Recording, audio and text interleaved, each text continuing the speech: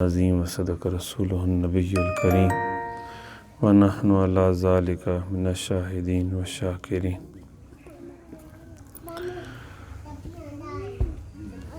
نہایت ہی محترم و مشفقی، مہربان اور محبت کرنے والے میرے علاقے کی خوبصورت شخصیت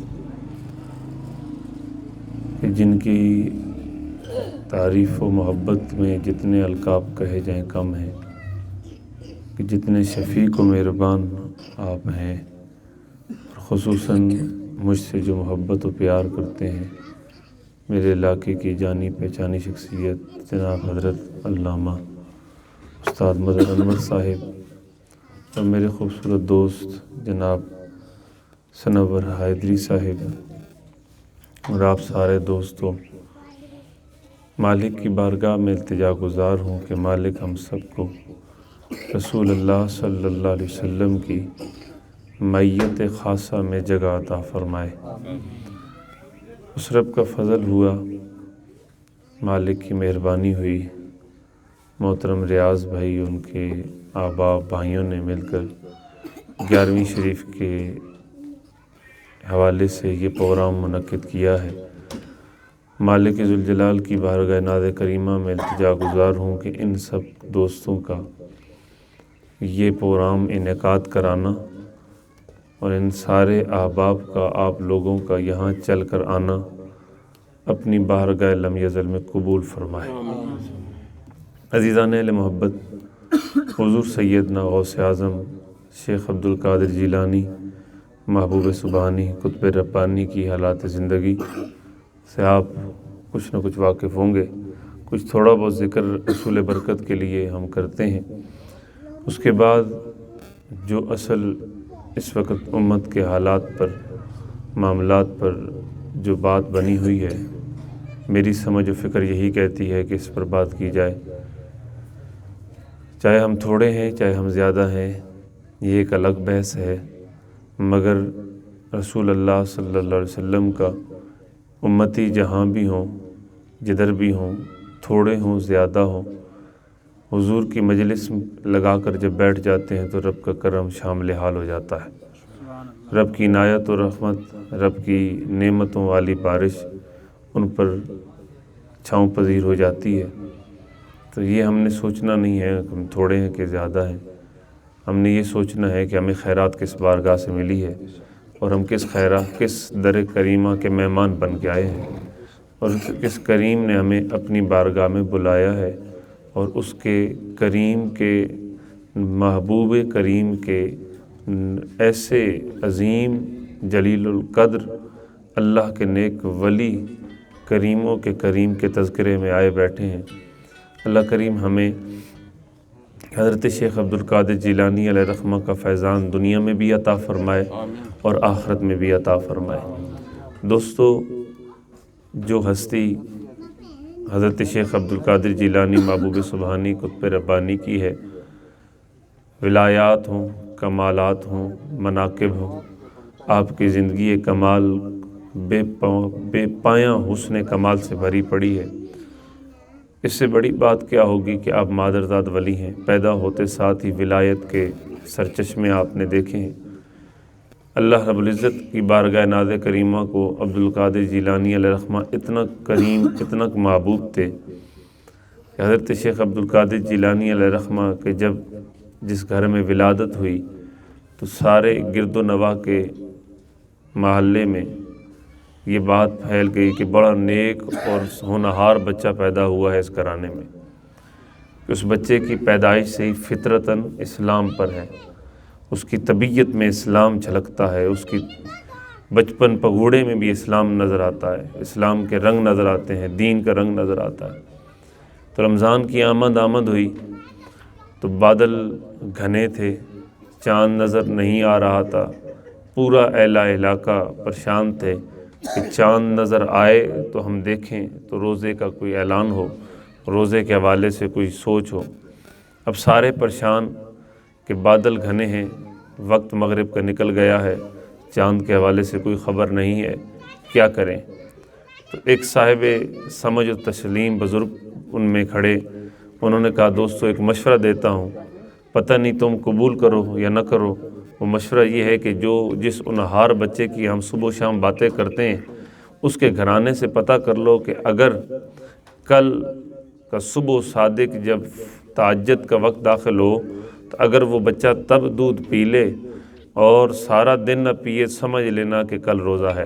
سبحان اللہ۔ اگر وہ بچہ دودھ سارا دن پیے، کسی وقت پیے، تو سمجھ لینا کہ روزہ نہیں ہے۔ ان بزرگوں کی بات کو لوگوں نے کہا کہ چلو جی مان لیتے ہیں۔ پوچھا گیا کہ جی اس بچے کے حوالے سے یہ عرض ہے، اگر آپ مہربانی فرما دیں کہ اس بچے کی صبح صادق کے وقت ہم اعلان کر دیں تاکہ محلے اور علاقے والے روزہ رکھ سکیں۔ صبح جیسے صادق وقت ہوا، تہجد کا وقت ہوا، تو حضور غوث اعظم نے چند گھونٹ جو پینے تھے وہ پی لیے، اور آپ کی والدہ نے لوگوں کو بتا دیا کہ معمول کے مجھ سے ہٹ کے آج عبد القادر نے صبح تہجد کے وقت ہی جو گھونٹ دودھ کے پینے تھے پی لیے۔ اس کے بعد اس نے اپنے چہرے کو ہٹا لیا اور پھر کوئی گھونٹ نہ لیا۔ مجھے لگتا ہے کہ آج روزہ ہے، اور بات وہی ہوئی، لوگوں کو بتا دیا گیا۔ دن چڑھ گیا، سارا دن آپ کی والدہ نے 2-4 دفعہ دیکھا کہ عبد القادر جیلانی علیہ رحمہ دودھ کے چند گھونٹ پی لیے، مگر مغرب کی اذان ہوئی تو چند گھونٹ کے قطرے اس بچے نے پیے، ورنہ سارا دن بھوک میں گزارا۔ ولایت کے اس شہنشاہ کا یہ مقام تھا کہ پنگھوڑے میں ہی لوگوں کو روزوں کی عبادت کی فضیلت بتا رہے تھے۔ اللہ نے یہ کمال عزت عطا فرمائی تھی۔ عزیزان محبت، آج 1450 سال یعنی 14ویں صدی اور 15ویں صدی کی ابتدا ہونے والی ہے۔ اس دور کی حالت کیا ہوگی؟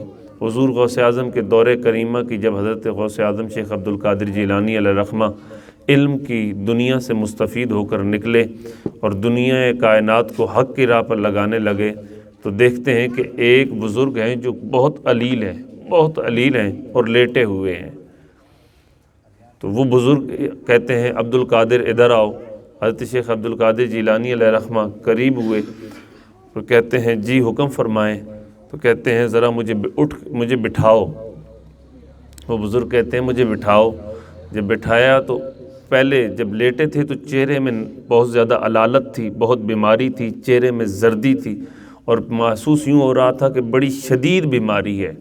مگر اٹھا کے صرف ہاتھ رکھا اور بٹھایا اور سیدھا کیا تو چہرے میں وہ بیماری اور وہ کمزوری کی علامت نہیں رہی۔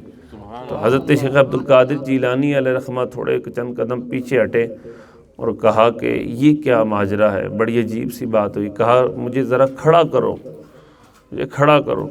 جب ہاتھ پکڑا شیخ عبد القادر جیلانی علیہ رحمہ نے کھڑا کیا تو وہ بزرگ کے جو لیٹی حالت میں علالت تھے، جب کھڑا ہوئے تو 25-26 سال کے نوجوان کی طرح چہرہ انور ہو گیا اور صحیح تر و تازہ اور جسم ایسا مضبوط کہ کمال۔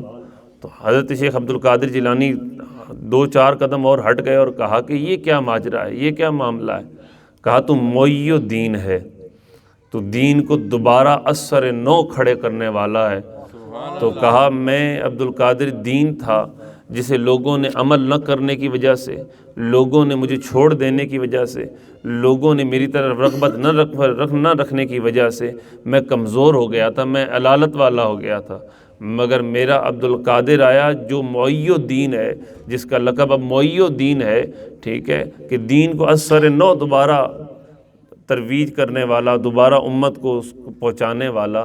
تو معی الدین کا لقب اللہ نے اپنے محبوب کے دین کے توسط سے عطا فرمایا اور روحانی طور پر عطا فرمایا۔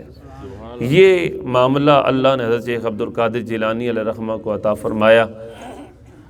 آپ کے کمالات، آپ کی عزتیں، آپ کا مینار نور، آپ سے برکت، حصول برکت کا اس سے بڑا کمال کیا ہوگا کہ آپ فرماتے تھے کہ میرے آستان کے پاس ہی گزر گیا تو بغیر ایمان کے وہ دنیا سے جائے گا نہیں۔ یعنی کہ اگر دنیا میں اگر وہ بندہ کوئی گنہگار سے گنہگار بھی آپ کے آستانے کے پاس سے گزر گیا اور گنہگار تھا، عروج کا گنہگار تھا، گناہ خطائیں بہت زیادہ کرتا تھا، تو فرمایا کہ جو گناہ جو خطائیں وہ کرتا تھا، مگر میرے آستان کی برکت کے توسل سے کہ جو گزر گیا ہے اسے جب تک توبہ میسر نہیں ہوگی تب تک اسے موت نہیں آئے گی۔ یہ پیران پیر حضرت شیخ عبد القادر جیلانی علیہ رحمہ کی ولایت کمال ہے۔ اور جہاں یہ آج کل ہمیں کسی پیروں کے آستانوں میں نہیں ملتا، مجھے ابھی تک نہیں ملا، میری عمر جو آج 38 سال ہو گئی ہے، مجھے ابھی تک کسی آستانے میں نہیں ملا، اور مجھے استاد صاحب بیٹھے ہیں، مجھے امید بھی نہیں کہ مل پائے۔ وہ کمال فیض کیا تھا حضرت شیخ عبد القادر جیلانی علیہ رحمہ کا کہ آپ کے آستانے میں تلوار بازی کی پوری مشق سکھائی جاتی تھی، آپ کے آستانے پہ پوری جنگی تیاری کرائی جاتی تھی، آپ کے آستانے میں تمام جنگ کے جو طریقہ کار ہیں، جو حرب و ضرب کے طریقہ کار ہیں، تمام طلباء کو سکھائے جاتے تھے۔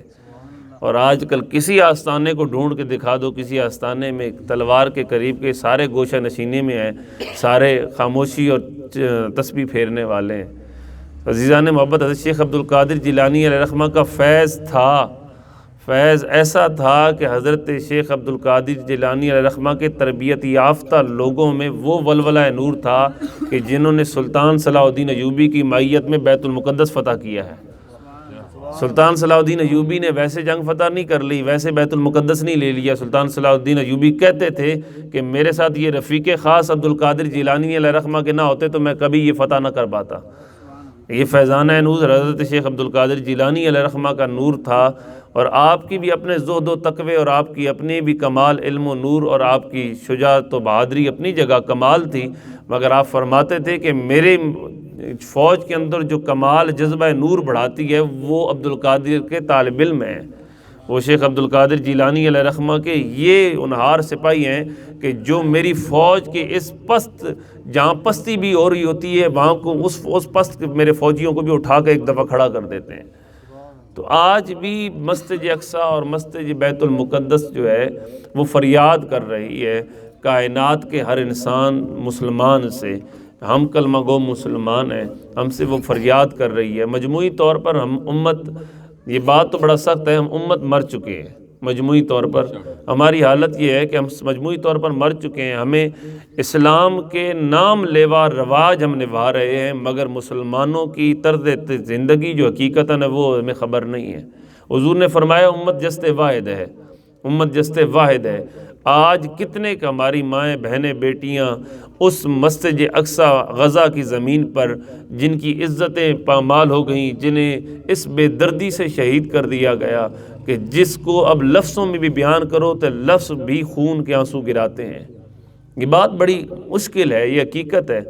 میں نے ایک دفعہ جب یہ ایک ویڈیو دیکھی کہ بچے کی بوٹیاں کو والد اٹھا رہا ہے اور سجدہ کر رہا ہے، بچے کی بوٹیوں کو، یہ ایمانی تقاضا ہے ان لوگوں کا، یہ ان کی ایمان کے تقاضے کا نور ہے۔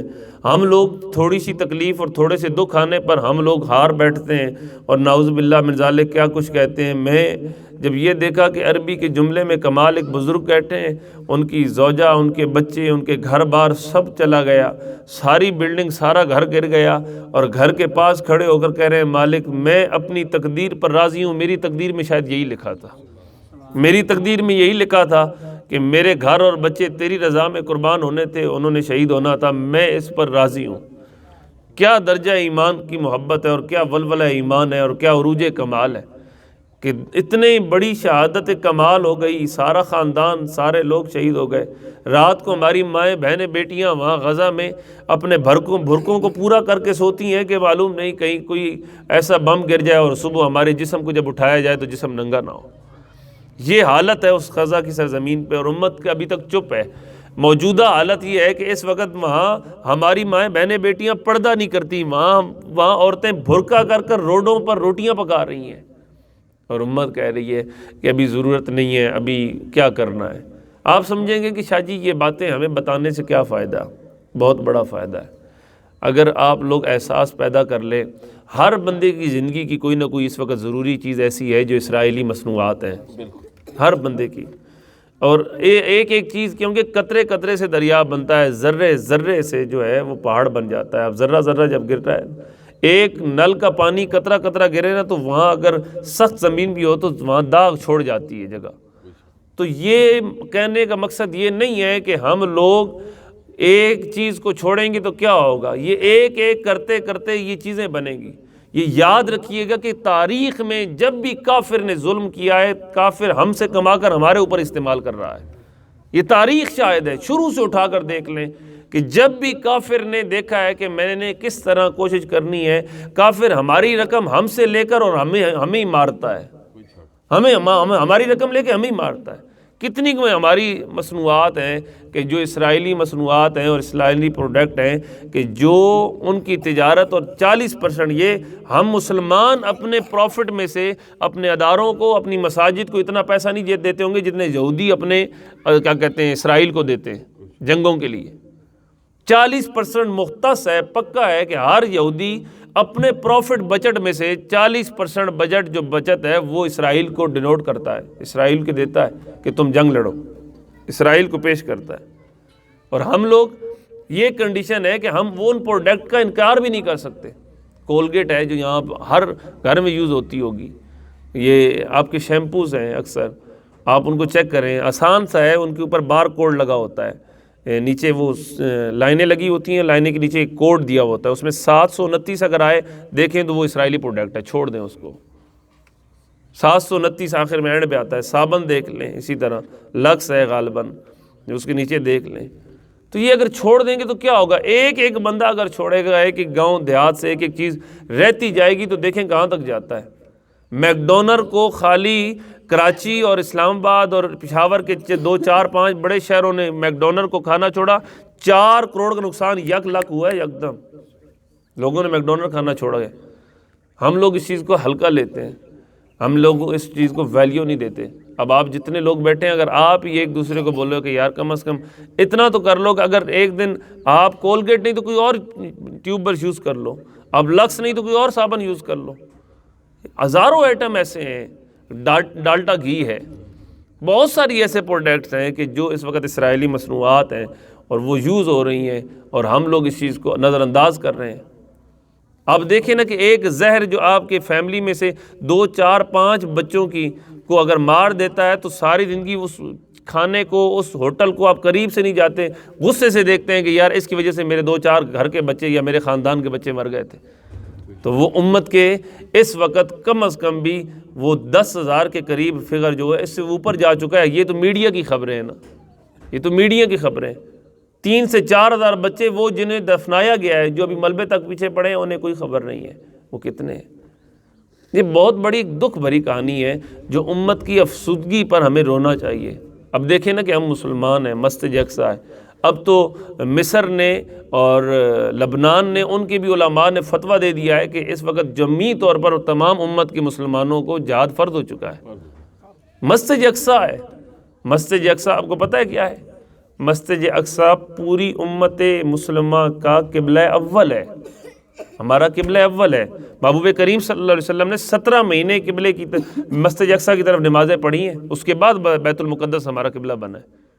17 مہینے حضور نبی صلی اللہ علیہ وسلم نے، حضور نبی صلی اللہ علیہ وسلم کو رب نے معراج بلایا۔ یہ بڑی نکتے والی بات ہے، دیکھیں نا کہ رب نے حرم شریف بھی تھا، رب نے 15ویں پارے میں کیا کہا؟ سبحان اللہ یسریٰ بعبدہ لیلا من المسجد الحرام الی المسجد الاقصیٰ۔ یعنی رب نے اپنی بارگاہ میں بلانے کے لیے روئے زمین پر افضل ترین جو جگہ سمجھی وہ مسجد اقصیٰ تھی۔ مسجد اقصیٰ میں حضور تشریف لائے اور مسجد اقصیٰ سے رب نے اپنی بارگاہ ناد کریمہ میں بلایا۔ پھر مسجد اقصیٰ میں وہاں پہ بھی جو ہم میڈیا پہ دیکھتے ہیں 2 مساجد ہیں، ایک گنبد صخرہ ہے جو پیلی گنبد والی ہے، وہ مسجد اقصیٰ نہیں ہے، اس کے علاوہ دوسری مسجد ہے جسے کہ وہ میڈیا زیادہ شو نہیں کرتا، اس لیے نہیں کرتا کہ بھائی دیکھنے والے یہ نہ سمجھے بھی مسجد اقصیٰ یہ ہے۔ وہ اس مسجد کے نیچے جو مقام ہے، اس نیچے، اس مسجد کے نیچے غار ہے، ادھر سے رسول اللہ صلی اللہ علیہ وسلم معراج کے سفر کے لیے تشریف لے گئے تھے، اس مسجد گنبد صخرہ کے نیچے وہ جو گنبد ہے اور وہ جو مسجد ہے۔ تو عزیزان محبت، یہ چند بھری دکھ بھری کہانیاں ہیں جس کو میں بیان کروں تو وقت قلیل ہے۔ آپ سے گزارش یہ ہے آج کی 11ویں شریف کی نسبت سے کہ آپ مہربانی فرمائیں، جتنے زیادہ مصنوعات، جتنی زیادہ چیزیں اسرائیلی پروڈکٹ سے آپ اپنا بائیکاٹ کریں، اپنی ان چیزوں کو چھوڑ دیں۔ تو یہ ایک بڑا پیارا جملہ، ایک بندے نے پوچھا کہ جی کیا مسلمانوں کا دشمن کون ہے؟ تو اس نے کہا مسلمانوں کی 3 دشمن ہیں، ایک یہودی، کافر، غیر مسلم، یہ، اور ایک مسلمان خود۔ مسلمان خود دشمن ہے۔ اس نے کہا جی مسلمان کا دشمن کیسے ہے؟ تو انہوں نے کہا جی مسلمان کا دشمن ایسے ہے کہ جیسے ہم بات سمجھا رہے ہیں، کہہ رہے ہیں کہ یار یہ اب چیزیں چھوڑ دو اسرائیلی، وہ بولے گا کہ یار ایک برگر نہ کھانے سے KFC سے کیا نقصان ہوگا؟ ایک ٹائم روٹی، اگر دو بندہ بھوکا مر رہا ہو تو اسے ایک ٹائم روٹی نہ دو تو کیا نقصان ہوگا؟ جو اسرائیل کی سرزمین پر، آپ کو پتہ ہے غزہ کی سرزمین پہ ایک بوند پانی جانا بند کر دیا انہوں نے، یعنی کہ اب وہاں پر ایک گلاس پانی اگر جائے تو وہ اپنے ایک گلاس پانی، وہاں زندگی کی نور ہے، وہاں زندگی کی سانسیں ہیں، یعنی کہ ایک گلاس پانی اگر غزہ تک کوئی بندہ پہنچاتا ہے تو وہ جو پیتا ہے وہ کہتا ہے کہ اس نے میری زندگی کو دوبارہ کھڑا کیا ہے۔ اگر ہم لوگ بھی یہ بات تہیہ کر لیں کہ ہم نے کوک استعمال نہیں کرنی اس لیے کہ یہ میرے غزہ کے مسلمانوں کا خون ہے، اگر یہ ہم سمجھ کر یہ آج آپ اگر علاقے ایک ایک چیز کو اگر آپ کیا کہتے ہیں چھوڑتے جائیں نا تو دیکھیں اب کیا ہوتا ہے۔